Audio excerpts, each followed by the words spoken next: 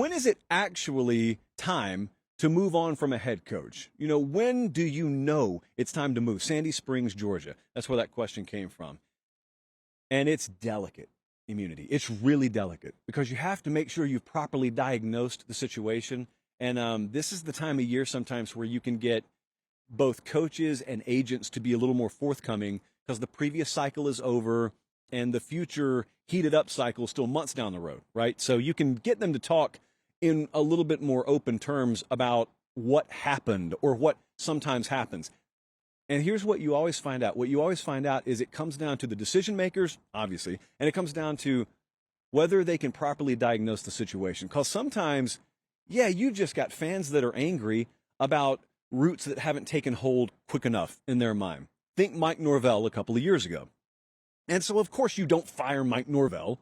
Right now, there are some people that I think are short-sighted enough to say that about Steve Sarkisian at Texas. Of course, you're not firing Steve Sarkisian, but that doesn't mean that there aren't some people out there who, if they had their way on a message board or talk radio or whatnot, that doesn't mean that there aren't some people who wouldn't do that. So how do you know? And there are a few cautionary tales on both sides of the fence about how delicate this whole thing is. So I want you to think about Jim Harbaugh for a second. I got a buddy who will remain nameless because he has fessed up to how wrong he was, but I got a buddy, diehard, cut him open, maize and blue spills out, diehard Michigan fan. A couple of years ago, he was ready to move on from Jim Harbaugh. I think if we dove deep enough into his Twitter archives, you would find evidence of him wanting to move on from Jim Harbaugh. And today, he freely admits, not only was I wrong, this could be the pinnacle of Michigan football in my lifetime. We're doing things. We're competing at a level. We are expected to be at a level every year now that we haven't expected to be at for a long, long while. If you are a University of Michigan student right now, for example, has this ever? I don't think this has ever been the case in your lifetime. So what if people got their way back when not a small minority, and maybe not a majority, but a large chunk of the Michigan fan base thought it was time to move on from Jim Harbaugh? Remember the COVID year? Remember when they were just abysmal on the field in 2020? And I don't want to throw stones in a glass house because I just openly opined that it may be that time too. That's why I'm not running an athletic department. Now, I think I'm a little more hesitant on this than some people are. But even I looked at Michigan and I thought, if you're not recruiting on par with Ohio State, and it doesn't seem like you're developing, because at that point it didn't seem like they were developing on par with Ohio State, how in the world am I supposed to expect you to compete with Ohio State? And I couldn't come up with an answer. Remember, Ohio State was in the process of running off a string of 8 wins. Well, they didn't move on from him.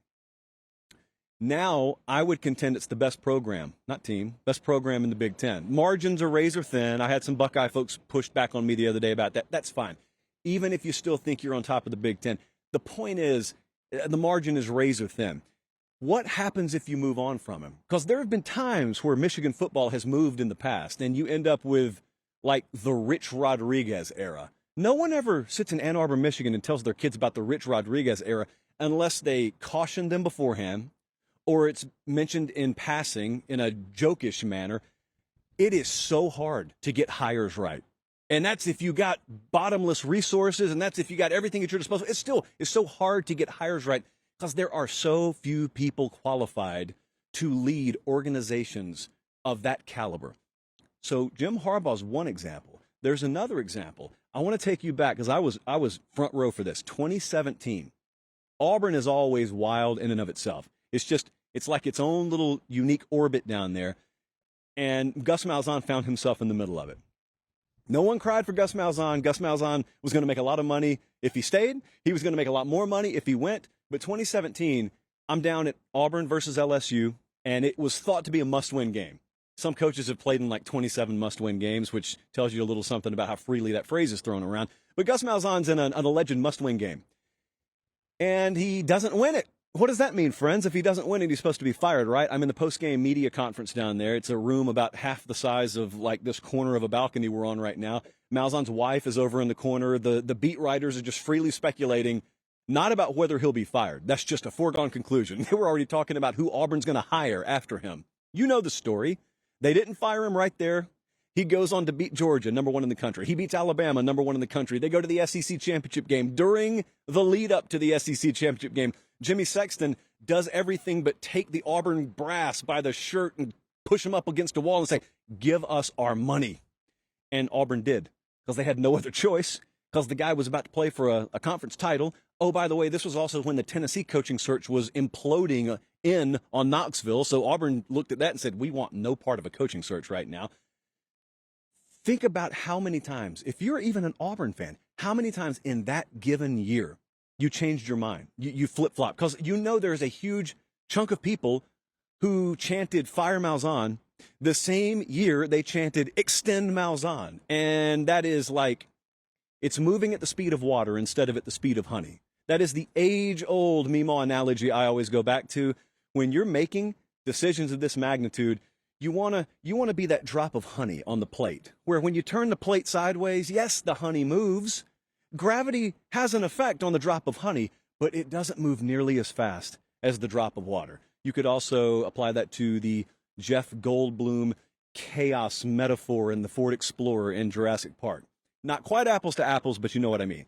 However, just as much as I'm sitting here telling you, you got to have some patience, sometimes you need to pull the trigger. Sometimes you need to act. And you want to know who a perfect example of needing to have pulled the trigger was? That was Scott Frost this past year. Because as much as I cringe when programs move on too quickly from a head coach, I also cringe probably harder when they maintain a situation past the point where the well has been poisoned. In other words, if you stick with a head coach and then you fire him 3 or 4 weeks into the following year, there's nothing that you have seen in the 3 or 4 weeks that following year that you didn't already know about him at the conclusion of the last year. And so, yeah, we can think what we want to about the head coach, but when I see universities indecisive, and then they all of a sudden decide to make a decision right smack dab in the middle of a season, not even halfway point. Scott Frost was fired, I think, before October got here last year, right? And so it was after week 3, yeah. So what does that tell me? You know, and there's another guy out there right now. I don't know how this story will end, but Neil Brown at West Virginia is an example, frankly, of a guy that a lot of people in the coaching industry and in the administrative industry believed West Virginia would move on from. I know there were some external dynamics there, new athletic director coming in, and a million moving pieces I know nothing about there. I don't claim to be an insider at West Virginia. I'm just saying the reason you so infrequently hear me traffic in this, and the reason we hardly ever do hot seat segments, and I hardly ever call for a guy's job, I don't think Jesse, I don't know how many times I've done that. It's very, very rare, and it's usually because a guy has, like, bumped me in the shoulder in the hallway or something. It's probably not because of his on-field performance. It's because I can't know what I don't know. And not to sound douchey, but I probably know more than most people who claim to know. And I'm freely telling you I don't know enough.